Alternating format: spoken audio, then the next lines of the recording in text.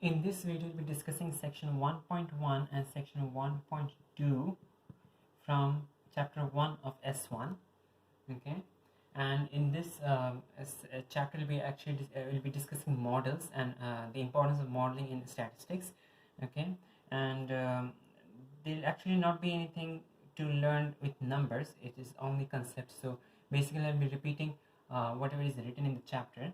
Okay, so what are models? Okay, models are simplifications of real world problems. So if you have a real world problem, and if you want to understand the real world problem and you want to make predictions of the real world problem, okay, in that case you can simplify it. Okay, you can simplify it and construct a model, okay, to help make predictions. Okay, so if you have a real world problem, in that case you can simplify it to construct a model. Okay, and this model, you can use the model to make predictions. You can use the model to make predictions about the real world problem. Okay, to make predictions about the real world problem and also understand and also help improve your understanding of the real world problem here.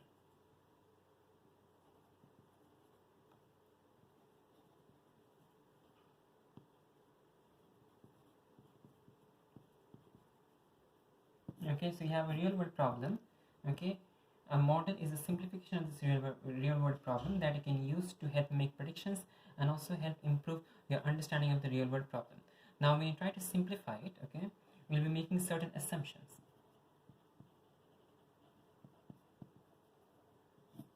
Okay, we'll be making certain assumptions we're making certain assumptions to the real world problem while constructing the model, and therefore when you analyze the data and when you make the predictions and when you try to take steps, okay, if in case you wish to take some steps in order to help either solve or assist a real world problem, in that case you do need to take into consideration the assumptions that you have made. Okay, so because let's consider an example. Let's say that we have a virus that is affecting a population. A virus is affecting a population in this case. Okay, and if you want to predict, okay, our aim is to predict, okay, that how many people are going to get affected every day, and our aim is to find how many people are going to get affected every day.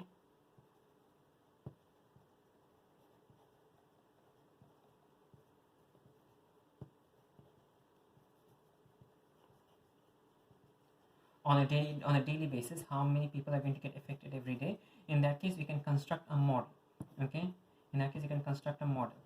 Okay, and this model will take into consideration certain things, but it will also be leaving certain things out. Okay, and it will be assuming certain things. So let's say that it will be taking into consideration the factor of how much contagious the virus is. So it might take into consideration the contagious factor, okay, how much contagious the virus is. And on the other hand, it might we might assume that the model or the number of people getting affected is not dependent on geography. So let's say we take the contagious factor. This might have a scientific name which I'm not aware of. Okay, so you have the factor of how contagious the virus is. You take that into consideration, but you are leaving factors such as geography. Okay, we are assuming that all places, irrespective of whether the place is in North America or in Asia or in Europe, okay, geography is not affecting our prediction. So we leave geography out of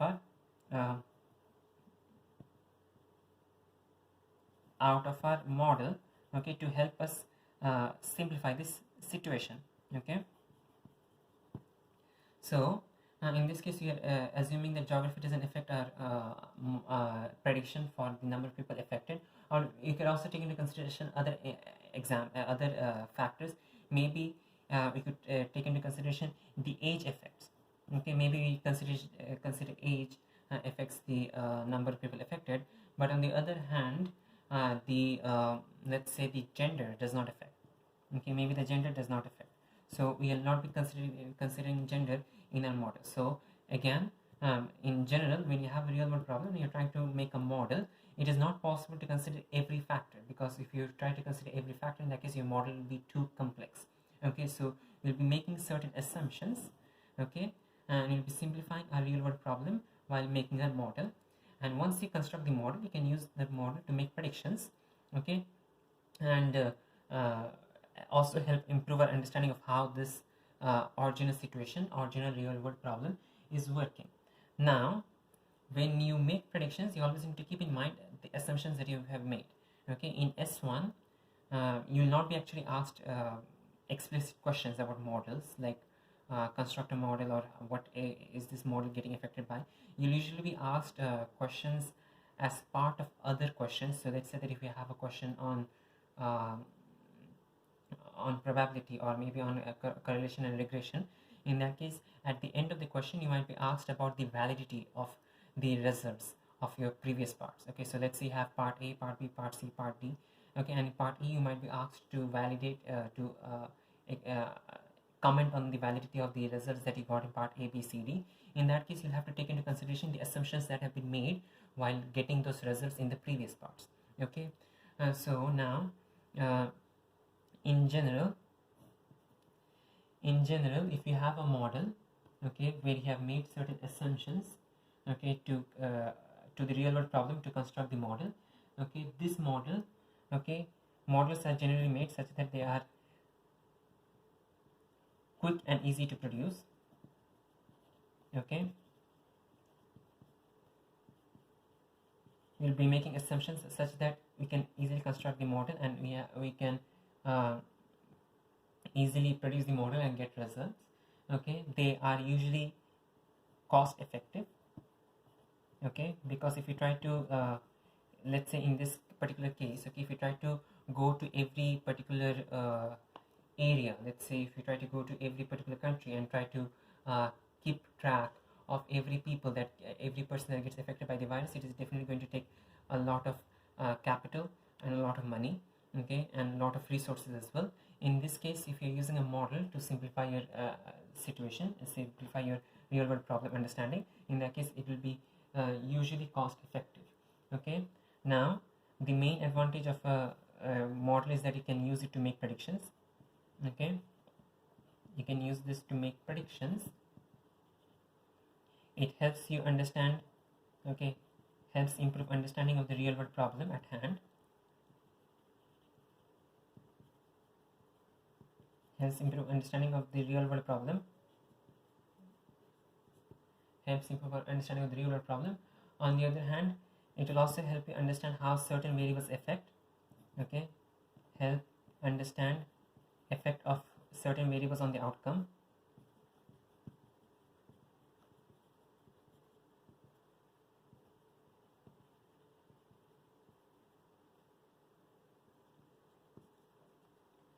And the other, finally, we also have that this thing, the model will help simplify complex situations.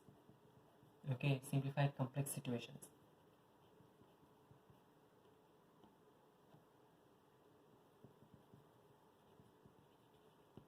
Okay, so again, a model is usually quick and easy to produce. Okay, if it is it will be using assumptions so that it is easy for us to produce.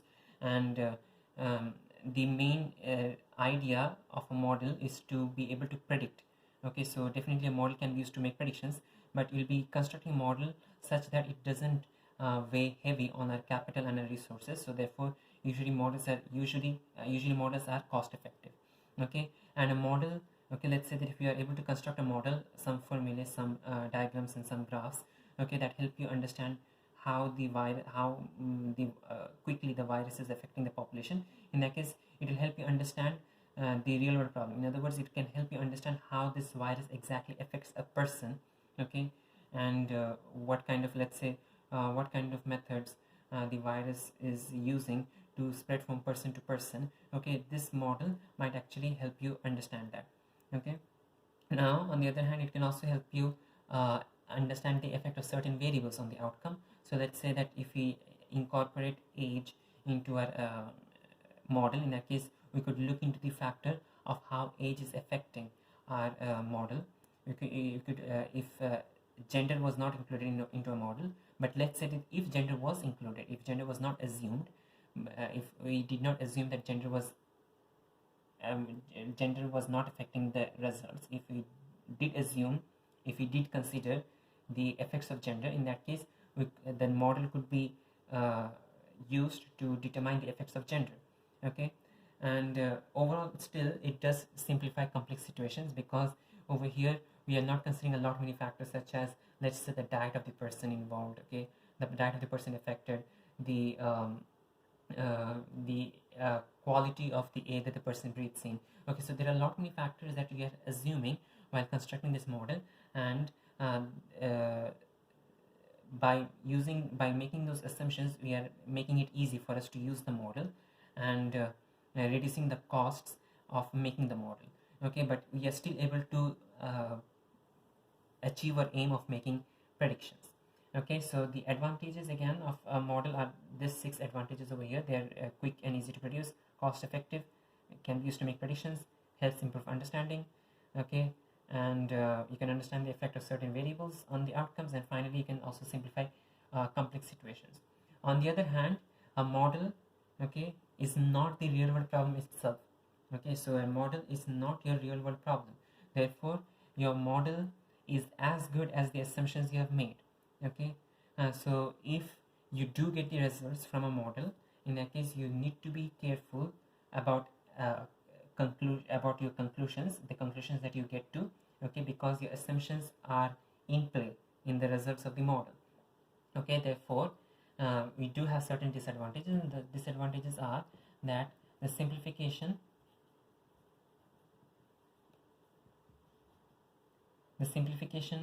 of the real world problem while you constructing the model can cause errors in predictions. These are the advantages, these are the disadvantages. Okay, and so the simplification of the real world problem, okay, it will cause errors in your predictions. So when you're analyzing your predictions, you do need to keep in track the assumptions that you make. And finally, okay, the model might only work under certain conditions.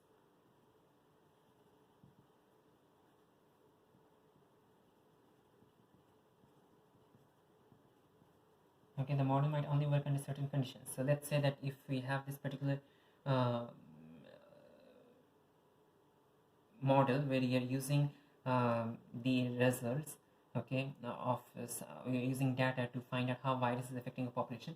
Let's say that we are using the results, the data that you are using is only from a very sparsely populated city in North America. So if we have a very sparsely populated city in North America, and if we're using that to construct this model, in that case that particular model will only be applicable for cities which are sparsely populated.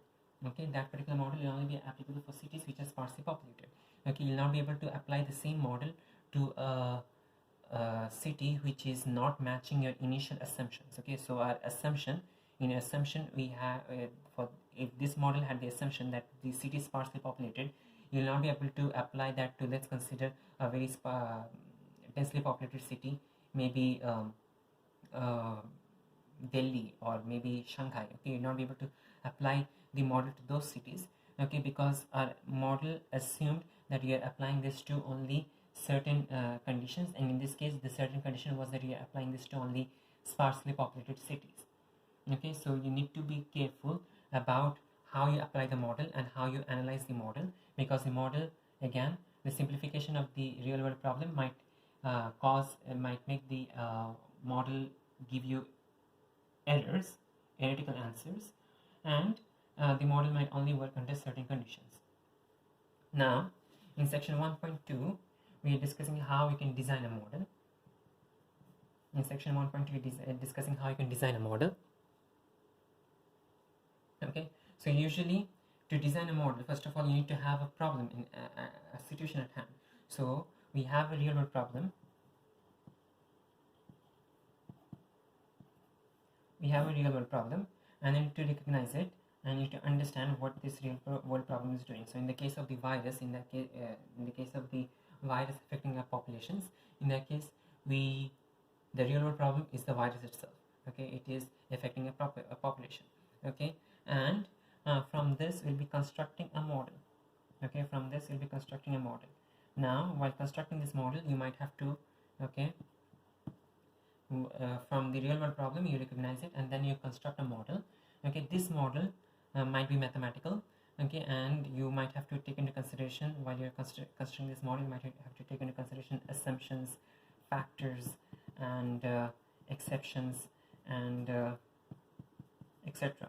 Okay, so what factors you're including into the model, what assumptions you're including in the model, and what is exceptions, what conditions, okay, exceptions or conditions. So what conditions does the model work under? Okay, so you have model. Okay, so this you also need to maybe collect some data. Okay, collect some data, and from the data, after analyzing, you might be able to come to the model. Okay, so this is definitely a long process where you have your data, you make some assumptions, take into consideration some factors and the conditions involved, and then make this model. Now, okay, even the construct of the model, we are not done with the model, because a model might not be giving you good answers or good predictions all the time. Okay, therefore you always need to go on and refining a model. Okay, so to revise the model, okay, what you do is from the model will be making predictions. Okay, so we'll be making predictions from the model. This is step 1. Step 2, making predictions from the model, and once you're done with making predictions from the model, we'll also be collecting experimental data.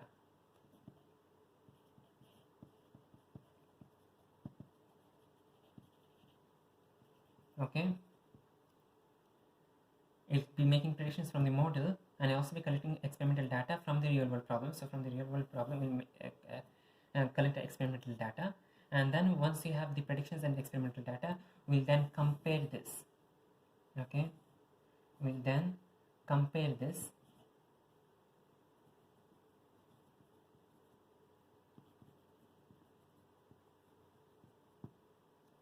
compare the results. Okay, and we'll be comparing how well the predictions are matching the experimental data, or in other words, how well the experimental data are matching the predictions. Okay, and to compare the results, we'll be often using statistical tests. Okay,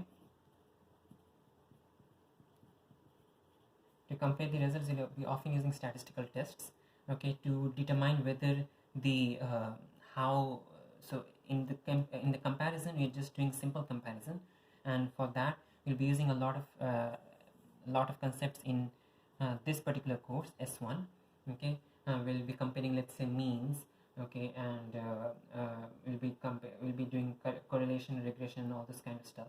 Okay, and after that you can do statistical tests, which are definitely not a part of, excuse me, which are definitely not a part of S1, but are part of your higher units S3 and S4. Okay, in S3 and S4 you'll be learning about statistical units if you do study those units. Okay, so once you've done those statistical units, you'll be able to determine how good the model is. Okay, if the model is not good, in that case, you come back again to the model. You come back again to the model and refine it.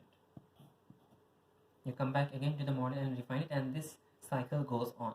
Okay, so again, first, if you're starting from scratch, in that case, you recognize the real world problem. You do some assumptions, you collect data, you take into consideration factors and conditions, and construct the initial model. Once you've done the initial model, we'll be using that to make predictions. Okay, and beside predictions, we'll be collecting experimental data as well from the real world problem, and then we'll be using these predictions and experimental data. Okay, we'll be comparing them. after the comparison, we'll be performing statistical tests on the predictions, the experimental data, and the comparisons, okay, to determine how good the model is. If the model is good, in that case, well, fine. And if the model is not good, in that case, we do need to refine it, and uh, we do need to take into consideration. So when you're doing the refining over here, okay, this will take into consideration what assumptions you have made. So maybe let's say that we took some assumptions in the very first step, okay, but those assumptions are not good because those assumptions are making the predictions and the experimental data very different, okay. So if those assumptions are making the predictions and experimental data very different, in that case we do need to prevent those assumptions and make better assumptions, and uh, that will be a part of our refining procedure here, okay. Now in example 2, they have given us a particular scenario where a scientist is trying to investigate the population of owls, okay. So we have a scientist who is trying to investigate the population of owls, and the scientist notices that the population varies with year, okay. So varies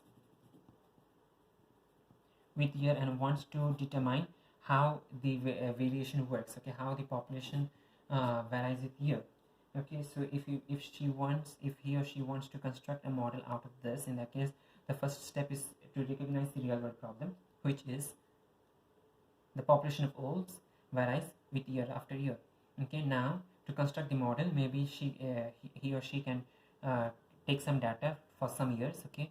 So let's say that the scientist takes data for 5 years. The scientist assumes, okay, that maybe the population of owls is not affected by let's say um,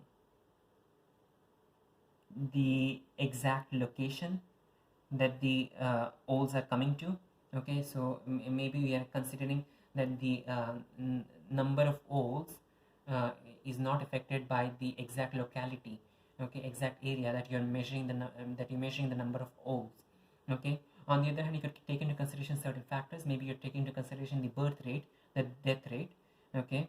And we are assuming also certain conditions and assumptions, okay. So maybe we are only taking into consideration a specific species of owls, okay. So if you're having some species of owls, let's assume some black holes, okay. So maybe we are assuming that we are constructing the model for black holes. In that case, this model will only work for black holes, okay. If you're taking some assumptions, let's say that we are not taking into consideration the amount of food that the owls are able to have, okay.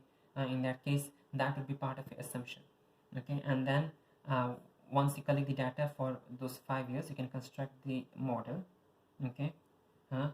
Once you're done in the model, you can then make predictions, and for the following years, or maybe from even further stored data, you can compare those predictions in the data and get some results, okay. Those are your preliminary results. Now you can do some statistical tests to determine whether the model is a good representation of the real world problem, okay. And if it is not, in that case you can refine it and insert those uh, insert those factors back into your model. So maybe let's say that your initial assumption that the food amount of food supply doesn't affect the population of owls may cause your model to give you very heretical results. In that case, maybe when you refine the model, you'll take the amount of food that the owls are able to get. You'll try to include that factor in your model, and make some other assumptions. Maybe keep the assumption of the locality constant. Keep the assumption of the locality unchanged, but take into consideration the amount of food that the owls are able to avail to themselves, okay. So and that's how you'll be designing a model, okay. In summary, again, recognize the model, recognize the issue at hand. You'll be constructing a mathematical model. You'll use it to predict and also collect some data, Okay, the data you need to collect it. Okay, it is not coming from the model itself. The data could be collected from the real world problem, okay, from previous records, or you could consider future results as well, future data as well. Okay, and then you compare the data using techniques you'll be learning in this course in S1, and then you can perform statistical tests to determine whether the model is a good representation. If it is not, in that case we'll be refining the data, refining the model, take into consideration some other factors which are important, and insert them into the model, and this entire process repeats itself. Okay, so again, during the refining process, you'll be taking into consideration how good the statistical tests, how good the results with the statistical tests gave. If the statistical tests do not give you good results, in that case you do need to refine it by taking into consideration other assumptions and factors.